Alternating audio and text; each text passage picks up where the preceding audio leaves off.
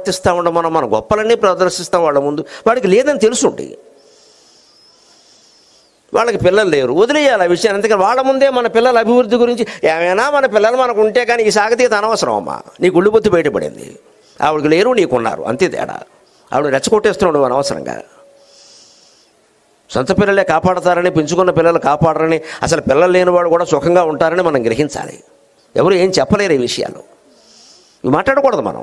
ఆవిడకి పిల్లలు లేరు, ఆ విషయం అక్కడ గొప్ప, నాకున్నారు నీకు లేరు.